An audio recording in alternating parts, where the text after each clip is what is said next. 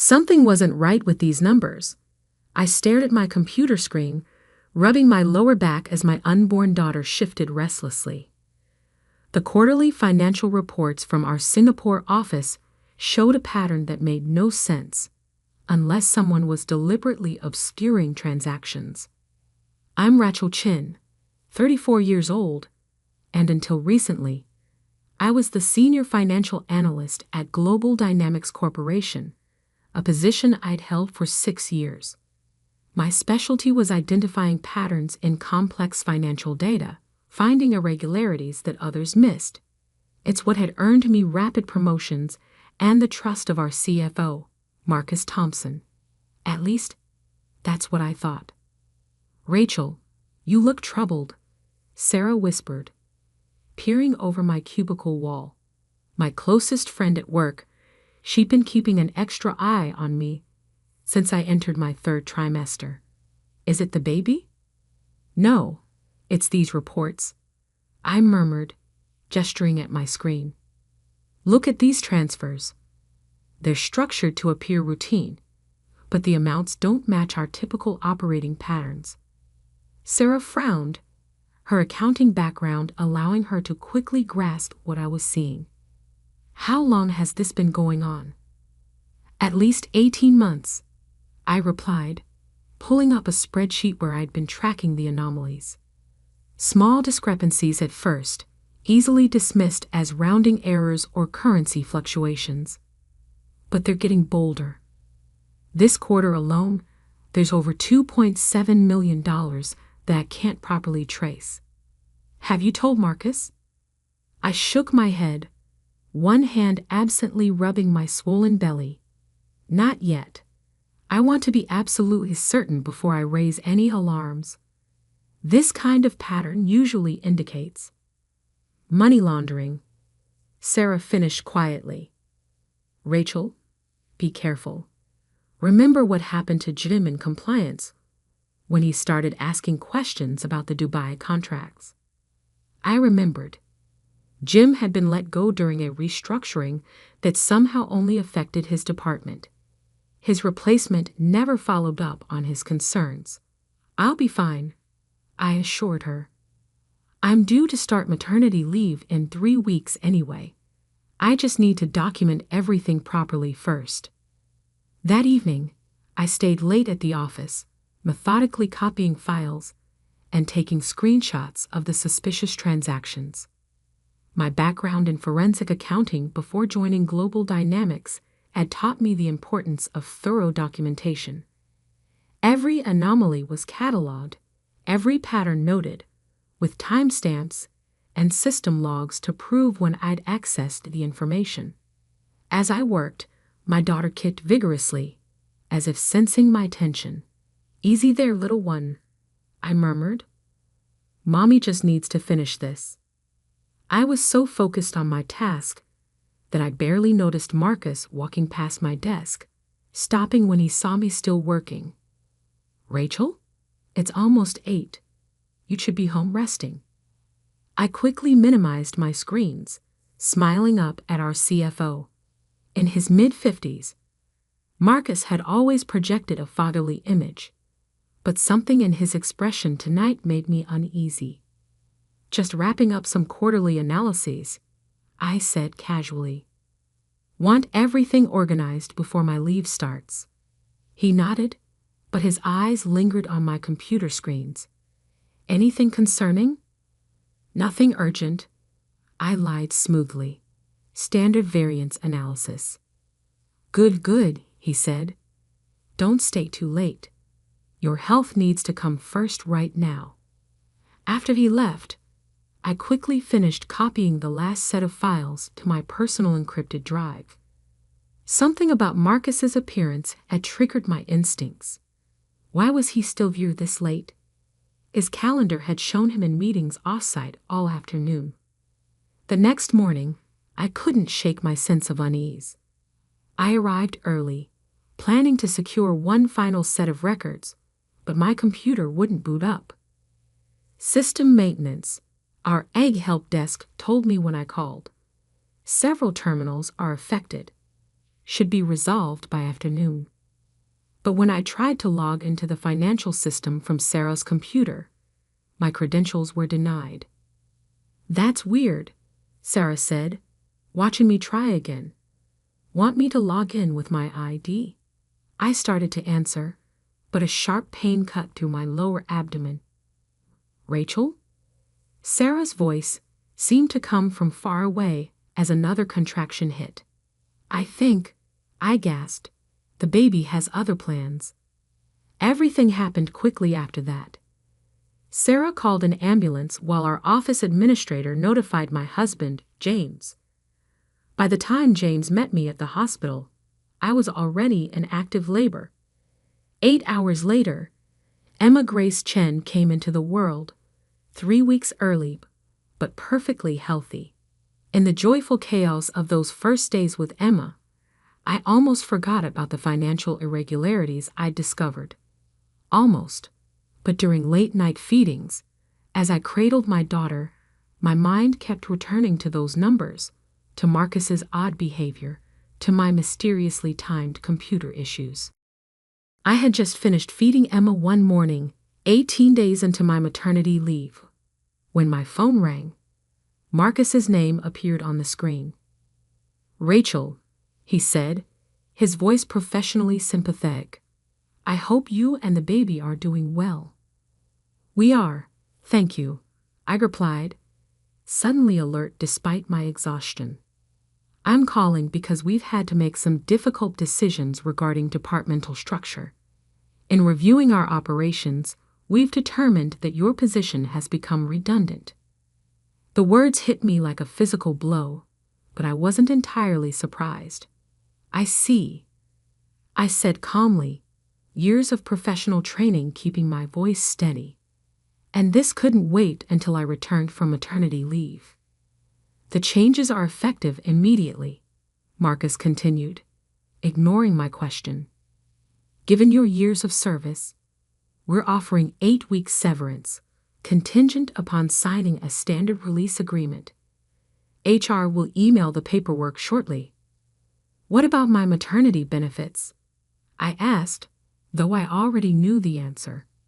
"Unfortunately, those terminate with your employment, but COBRA information will be included in your packet." After Marcus hung up, I sat in the nursery rocking chair, holding Emma close as I processed what had just happened. They'd waited until I was on leave, vulnerable, exhausted from newborn care, to terminate me. They probably expected me to sign whatever they sent quickly, grateful for any severance while dealing with a new baby. They didn't know I'd spent 15 years learning how financial criminals think, how they hide their tracks, how they silence potential threats. They didn't know that every suspicious transaction, every irregularity I'd found was safely documented and stored away from company servers. Most importantly, they didn't know that 2 days before going into labor, I'd sent a detailed letter to myself via certified mail, documenting my concerns and the exact locations of my evidence. A simple lawyer's trick, establishing a paper trail and timestamp that couldn't be erased. I looked down at Emma, peacefully sleeping in my arms. "Your mommy may be sleep-deprived," I whispered, "but she's not stupid." Opening my laptop one-handed, I began composing 2 emails. The first to Lisa Martinez, my former colleague at the FBI's Financial Crimes Division. The second to Robert Chen, my brother and one of the top forensic accounting partners at Deloitte. The next few weeks would be interesting indeed. Sarah called that evening, furious about my termination. "The official story is that your role was eliminated in a restructuring," she said, her voice tight with anger. "But they've already posted a job opening that looks suspiciously like your position with a different title." "Have they?" I said mildly, making notes. "That's interesting." "Rachel, this isn't right. It has to be related to what you found in those reports. Marcus has been acting strange ever since you left. having closed-door meetings with people from the Singapore office. And this morning, they announced a systems upgrade that's limiting access to historical financial records. They're covering their tracks, I said, unsurprised. Have they announced my replacement yet? That's another thing. They're bringing in someone from Singapore, David Wang. He worked with Marcus at his previous company. I remembered seeing Wang's name on several of the suspicious transactions. Perfect, I murmured. What are you going to do? Sarah asked. Right now, I'm going to feed my daughter, I replied. But tomorrow?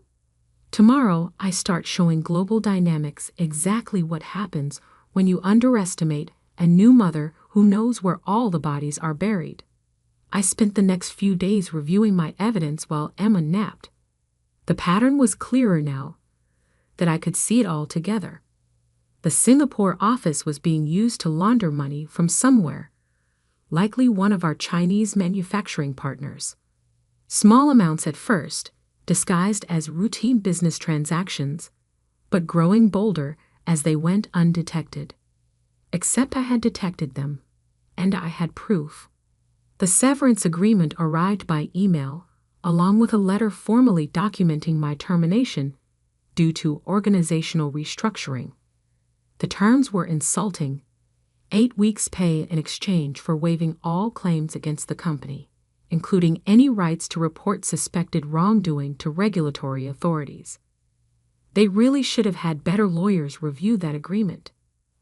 I was feeding Emma when Robert called. "Little sister," he said, his tone serious despite the affectionate greeting. "I've reviewed everything you sent. This isn't small-time creative accounting. We're looking at systematic money laundering, potentially tens of millions. How long have you known?" "I started noticing patterns about 3 months ago," I replied, adjusting Emma as she fussed. "But I didn't have concrete proof until just before going into labor." "And they fired you as soon as you went on leave. Convenient timing." "Very," I agreed. "What do you think?" "I think," Robert said slowly, "that Global Dynamics is about to learn why it's a bad idea to mess with my sister. Lisa's team at the FBI is very interested in your documentation. They're particularly intrigued by the connections to certain Chinese companies that have been under investigation." "How interested?" "Interested enough that they want to meet as soon as you're up for it. They're willing to come to you, given the baby." I looked down at Emma, now sleeping peacefully. "Tell them I'm available tomorrow afternoon. It's time to show Marcus that maternity leave doesn't mean I've lost my teeth." The next day, as I sat in my living room with 2 FBI financial crimes investigators and my brother, I realized that my termination might have been the best thing that could have happened. Free from corporate constraints, I could finally share everything I'd found. The real sophistication is in how they layered the transactions, I explained, pointing to a flowchart I'd created. "See how each transfer seems legitimate in isolation. It's only when you map them all together that the pattern emerges." Special Agent Martinez nodded appreciatively. "This is detailed work, Rachel. Most people would have missed these connections. Most people didn't spend 3 years tracking money launderers in Asia." I replied. I recognized the methodology. It's similar to cases I worked on before joining Global Dynamics. "Which they would have known if they'd actually checked your background," Robert added with a smile. "Their mistake," I agreed, shifting Emma in my arms as she stirred. "What happens next?" "We'll need to move carefully," Agent Martinez said. "We've been building a case against several of these Chinese companies for months. Your evidence could be the key to unraveling their entire network. But if Global Dynamics gets wind of the investigation too soon, they'll destroy evidence," I finished. "They're already trying." Sarah told me they're doing a systems upgrade that's limiting access to historical records. Classic covering of tracks, Robert muttered. We'll need to move fast. How would you like to handle this, Rachel? Agent Martinez asked. You could be a confidential informant, or we could take a more direct approach. I considered my options carefully. Part of me wanted to stay in the shadows, to let the FBI handle everything while I focused on my daughter. But another part, the part that had spent years building my career, that had worked through difficult pregnancies and morning sickness to earn my position, wanted justice. Direct approach, I decided. They tried to silence me by firing me when I was most vulnerable. I want them to know exactly who brought them down. Agent Martinez smiled. I was hoping you'd say that. We'll need you to do something that might feel uncomfortable. I raised an eyebrow. What did you have in mind? Sign their severance agreement. What? Robert interjected. That would waive her rights to. No, I interrupted, suddenly understanding. It wouldn't. That clause about reporting to regulatory authorities, it's unenforceable. Dodd-Frank specifically protects whistleblowers regardless of any severance agreements. Exactly, Agent Martinez confirmed. Sign it. Let them think you're cowed and desperate. Meanwhile, we'll set up surveillance and start following the money trail you've uncovered. I looked down at Emma, sleeping peacefully against my chest. How long do you need? Give us 2 weeks to get everything in place. Then we move. I nodded, a plan forming in my mind. 2 weeks is perfect. Just long enough for them to think they've won. Just long enough for Marcus to get comfortable.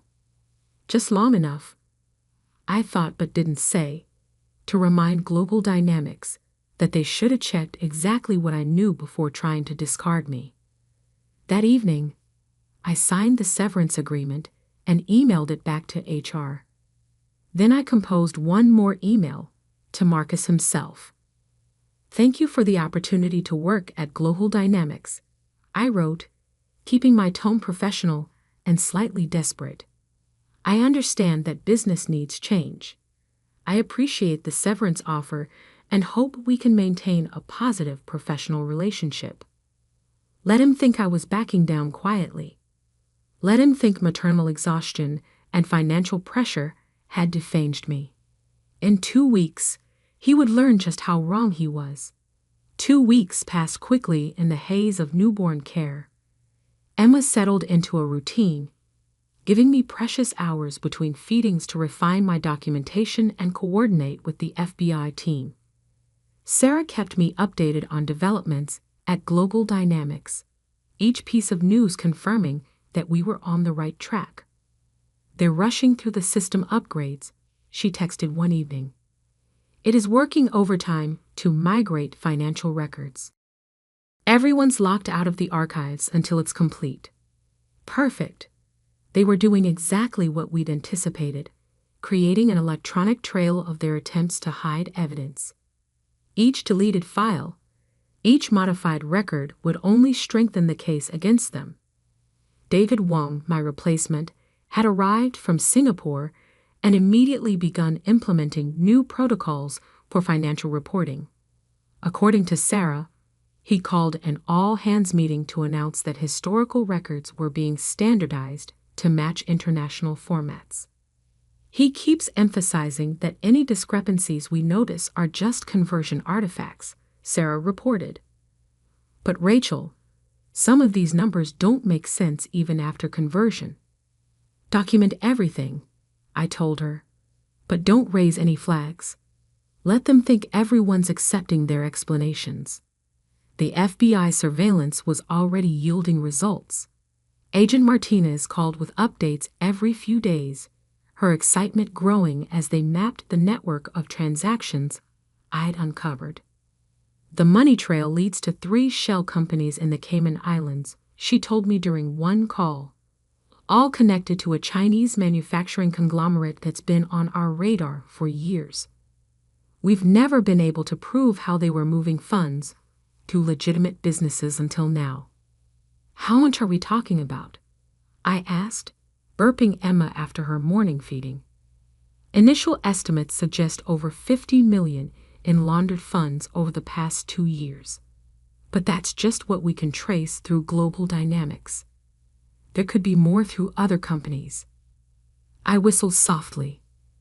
No wonder they were so quick to push me out when I started noticing patterns. About that, Agent Martinez said, her tone shifting. We've been monitoring Marcus Thompson's communications.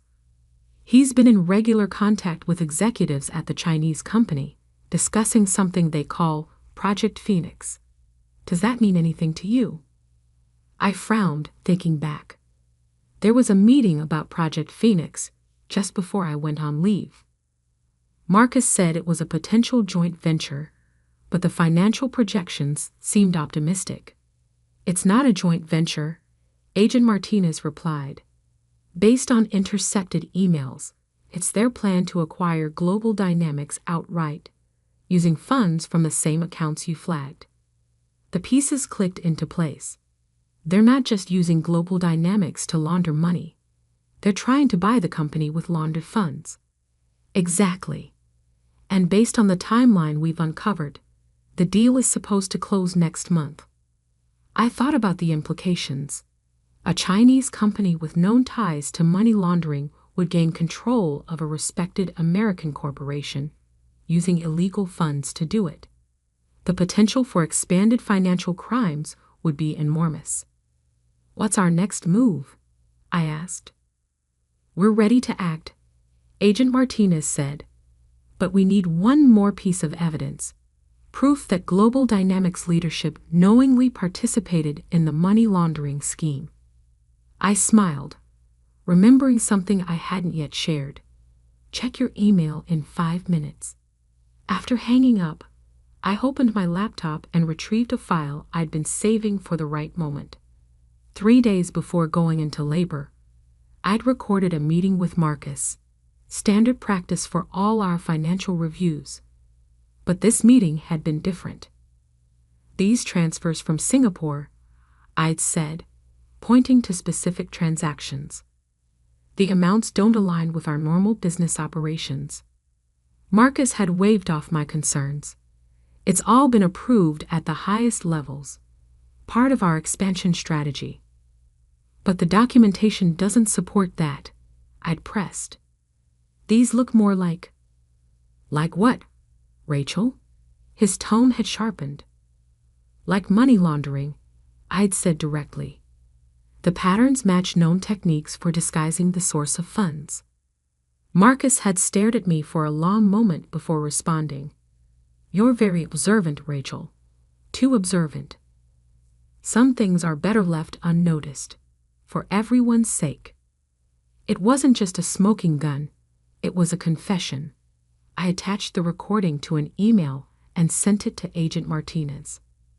Her response came within minutes. This is exactly what we needed. Be ready tomorrow morning. And Rachel, you might want to watch the financial news. The next day, I was feeding Emma when my phone exploded with notifications. Global Dynamics stock had been suspended from trading pending a major announcement.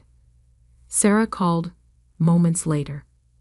The FBI just walked into the office, she said in a rushed whisper. Dozens of agents. They're seizing computers and files. Marcus is being led out in handcuffs. I switched on CNBC just in time to see the breaking news banner. Global Dynamics CEO and CFO arrested in international money laundering investigation. The reporters were scrambling to piece together the story, but the basic facts were already emerging. A months-long FBI investigation had uncovered a massive money laundering operation involving Global Dynamics and several Chinese companies. Arrests were being made on both sides of the Pacific. My phone rang again. Agent Martinez. Turn on the news, she said without preamble. Already watching, I replied. How's Marcus enjoying his new accessories? Not as much as he's going to enjoy what comes next. We're about to announce the role of a corporate whistleblower whose evidence broke the case. Ready to go public? I looked down at Emma, who gazed back with her father's dark eyes. More than ready.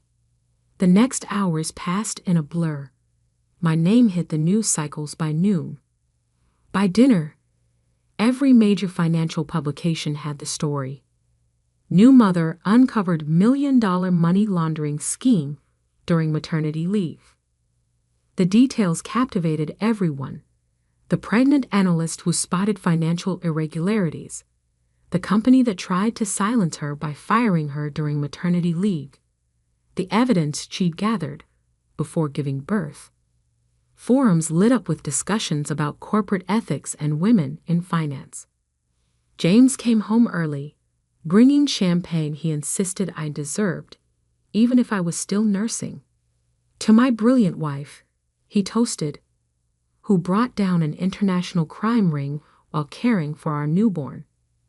But the real satisfaction came the next morning when Robert called with an update from his contacts at Global Dynamics. The board called an emergency meeting, he reported. They're in full panic mode. The stock is going to tank when trading resumes. Marcus and the CEO are looking at serious prison time. And guess what they found in Marcus's emails? Tell me. Explicit discussions about firing you because you were getting too close to their scheme. He specifically mentioned timing it during your maternity leave when you'd be too overwhelmed to fight back. I laughed. How'd that work out for him? Not great, especially since those emails make it a clear case of wrongful termination and pregnancy discrimination on top of everything else. The board wants to settle. They're offering full reinstatement, back pay, accelerated stock options, and a promotion to VP of Financial Compliance. Not interested, I said immediately. I have other plans.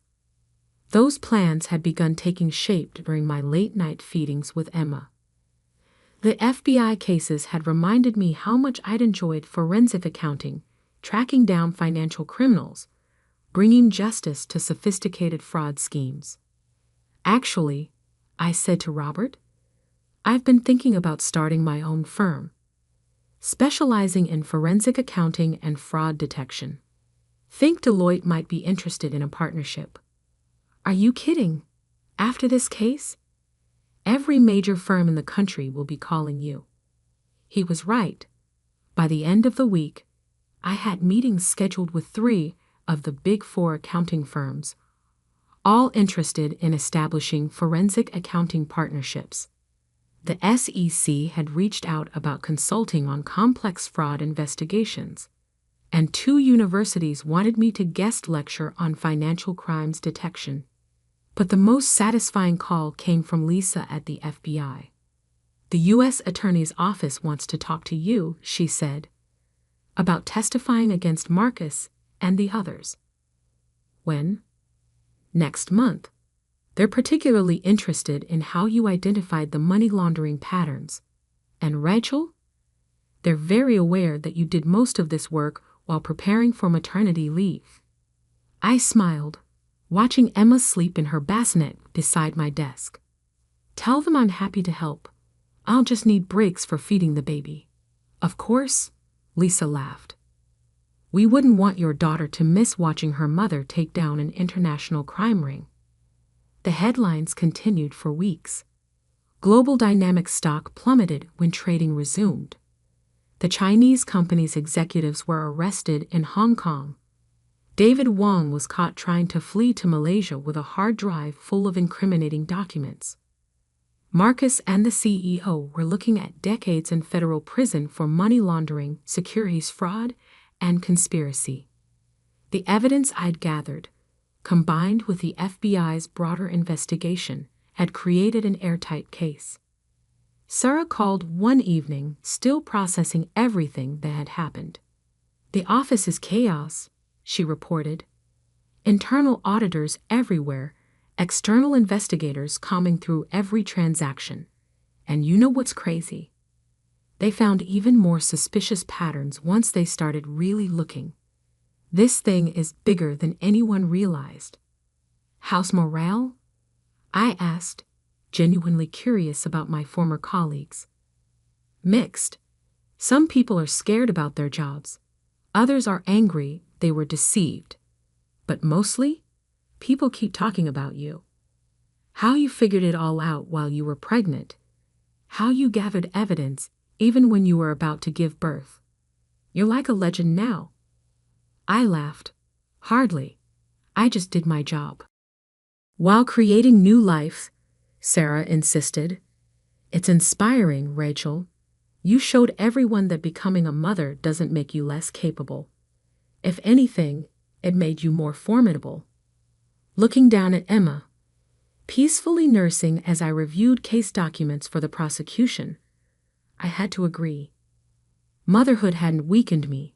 It had made me fiercer, more determined to fight for what was right.